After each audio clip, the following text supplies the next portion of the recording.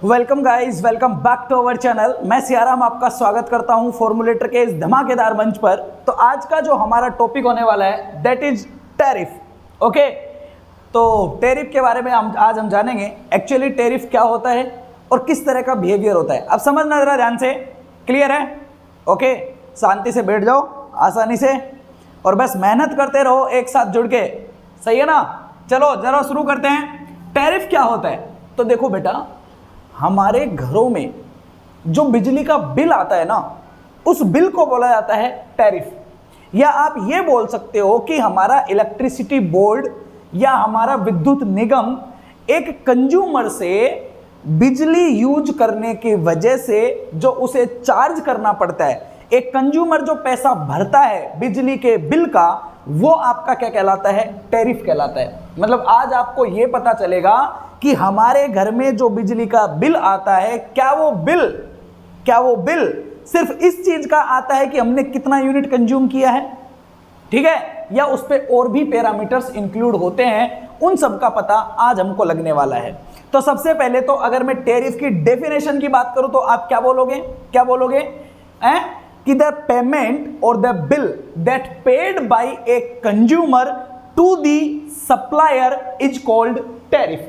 Clear है ना? तो इलेक्ट्रिसिटी बिल जो एक कंज्यूमर के द्वारा सप्लायर को पे किया जाता है, वो क्या कहलाता है? हमारा टैरिफ कहलाता है। अब टैरिफ जो होता है, सबके पहले तो ये ध्यान रखना कि हमारा जो टैरिफ होता है इसमें कौन कौन से पैरामीटर आते हैं। हम वर्तमान टाइम में जो बिजली का बिल भरते हैं वो किस किस हिसाब से भरते हैं और ये बिल किन किन चीजों के ऊपर डिपेंड करता है, that's very very very important. ठीक है ना? पहली चीज सबसे पहले पढ़ते हैं कि टैरिफ किन किन चीजों के ऊपर डिपेंड करता है।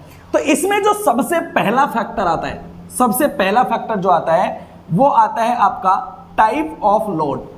किसके ऊपर आता है? Type of load. तो सबसे पहला फैक्टर होता है कि टाइप ऑफ लोड, कि आपने जो लोड कनेक्ट किया है वो लोड कैसा है। अब आप बोलोगे सर लोड के ऊपर कैसे डिपेंड करता है? तो बेटा देखो समझिए, लोड जो होते हैं वो होते हैं दो तरह के।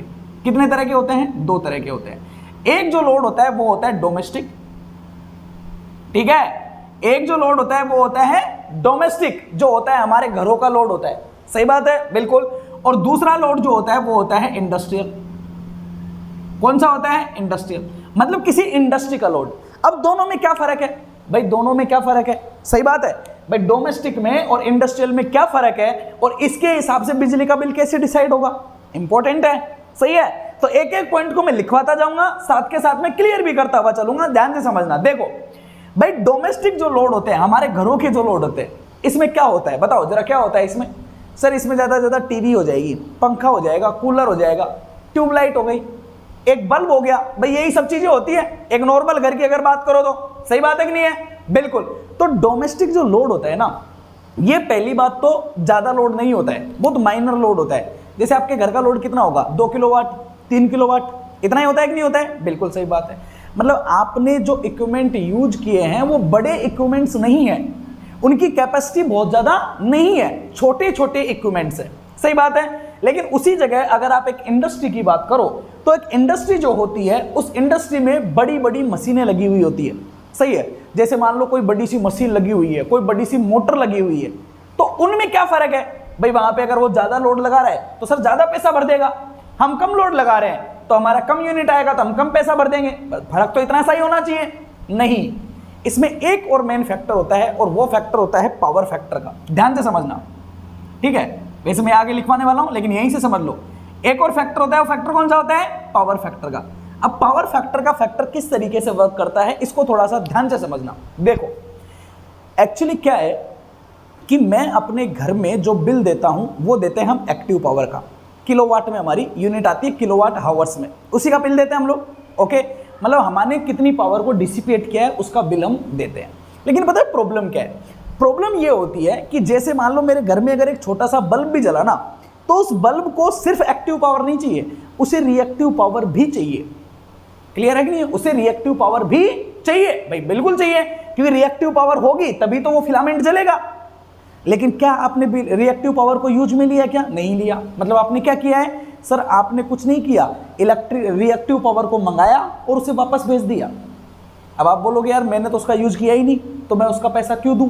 सही बात है कि नहीं है? लेकिन क्या हुआ, अरे इलेक्ट्रिसिटी बोर्ड ने तो उस पावर को आपके पास भेजा है। तो अगर रिएक्टिव पावर का फ्लो हो रहा है तो आप एक बात बहुत अच्छे से जानते हो कि एक टर्मिनल से लेके दूसरी टर्मिनल पे रिएक्टिव पावर कितनी जा रही है, ये क्या डिसाइड करती है? करंट डिसाइड करता है। तो क्या रिएक्टिव पावर फ्लो होने की वजह से करंट फ्लो नहीं होगा क्या? बिल्कुल होगा। लाइट कहां से आ रही है भाई? ACSR कंडक्टर है, आपके मोहल्ले में कंडक्टर लगे हुए हैं, किसी ट्रांसमिशन लाइन से सब स्टेशन से कंडक्टर आ रहे हैं कि नहीं आ रहे? बिल्कुल आ रहे हैं। तो आपके घर में जो रिएक्टिव पावर यूज हुई है, क्या उस रिएक्टिव पावर के लिए करंट तो सप्लायर ने भेजी है? तो क्या ये जो करंट जो किसकी वजह से आ रही है? रिएक्टिव पावर की वजह से आ रही है। क्या इस रिएक्टिव पावर की वजह से आने वाले करंट की वजह से आपकी ट्रांसमिशन लाइन में लॉस नहीं होंगे क्या? बिल्कुल होंगे, क्योंकि ट्रांसमिशन लाइन का भी क्या होता है? थोड़ा सा रेजिस्टेंस होता है। इसमें भी क्या होते हैं? I²RT लॉस होते हैं, जो डिपेंड करते हैं किसके ऊपर? करंट के ऊपर। और करंट रिएक्टिव पावर के ऊपर डिपेंड करती है, आपको पता है। जितनी ज्यादा रिएक्टिव पावर होगी करंट उतनी ही ज्यादा होगी, तो सिस्टम में क्या हो गए? लॉस हो गए। अब वो लॉस कहां हुए हैं? ट्रांसमिशन लाइन में हुए हैं। अब आप तो बोलोगे मेरे घर में थोड़ी ना हुए हैं, ट्रांसमिशन लाइन में हुए हैं, तो उसका पैसा मैं क्यों दूं? अब सप्लायर क्या बोलेगा? अरे भाई सप्लायर क्या बोलेगा? सप्लायर तो यही बोलेगा ना, भाई आपको ही तो मैंने पावर भेज रहा हूं, आपके लिए ही तो ये ट्रांसमिशन लाइन लगाई है, तो इसमें जो लॉस हो रहे हैं वो मैं थोड़ी ना भुगतूंगा। कौन देगा इसका पैसा? इसका पैसा कंज्यूमर ही देगा।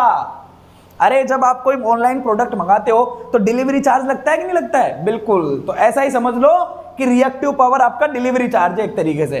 तो रिएक्टिव पावर की वजह से ये चीज ध्यान में रखना, ये आगे भी आपकी आएगी। मैं यहां भी थोड़ा सा आपको बता देता हूं।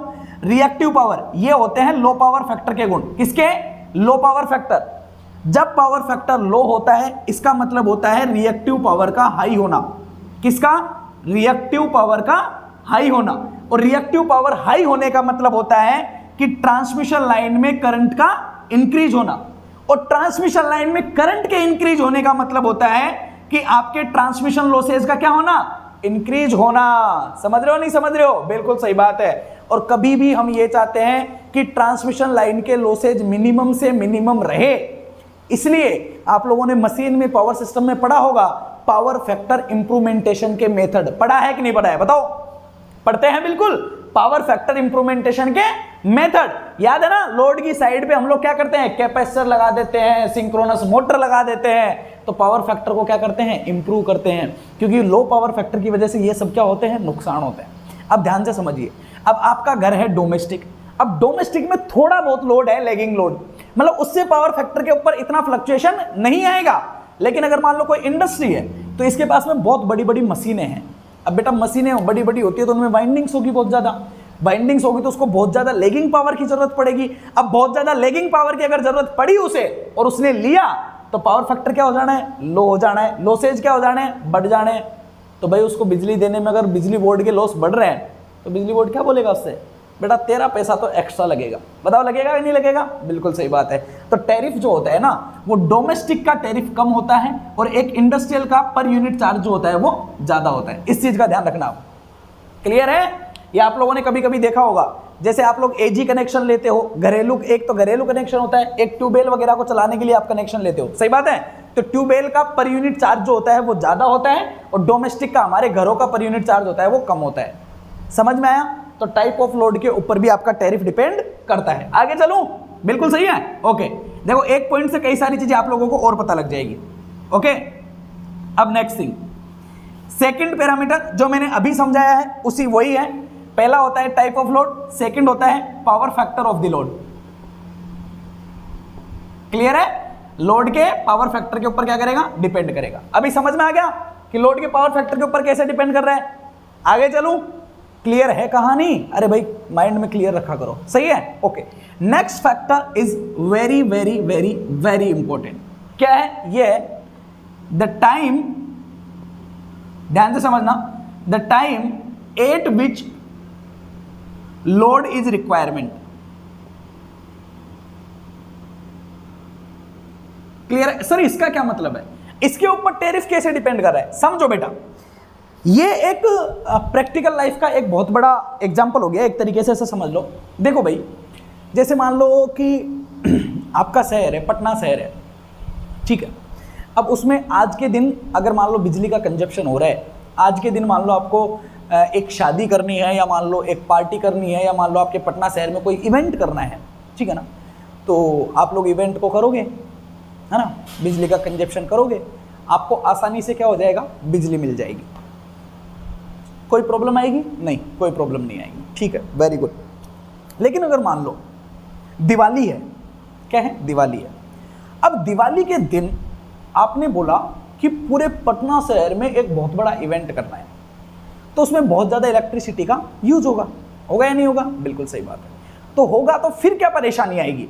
अब यहाँ पे दो चीज़ें हैं। क्या चीज़ें हैं समझो। जैसे क्या है, मान लो कोई जनरेटर है, भाई जनरेटिंग स्टेशन पे कोई जनरेटर ही होगा जो बिजली को प्रोड्यूस कर रहा होगा, सही बात है, ओके। मान लो एक जनरेटर है और इस जनरेटर की कैपेबिलिटी है मान लो 200 मेगावाट, मतलब ये इतनी पावर को क्या कर सकता है, प्रोड्यूस कर सकता है। अब हम किसी भी जब इक्विपमेंट्स को चलाते हैं तो मैक्सिमम एफिशिएंसी पे चलाने की कोशिश करते हैं, सही बात है कि नहीं है? बिल्कुल सही है। अब मान लो नॉर्मल डेज में ये 200 मेगावाट के जनरेटर की कैपेसिटी है, ये मैक्सिमम इतनी पावर को जनरेट कर सकता है, ओके, और हम इसे यूज कर रहे हैं 180 मेगावाट के लिए। क्या इतनी पावर को, मान लो आपके पूरे पटना शहर को इतनी पावर की जरूरत है। अब ये इस जनरेटर से कनेक्टेड है, तो क्या ये जनरेटर, सॉरी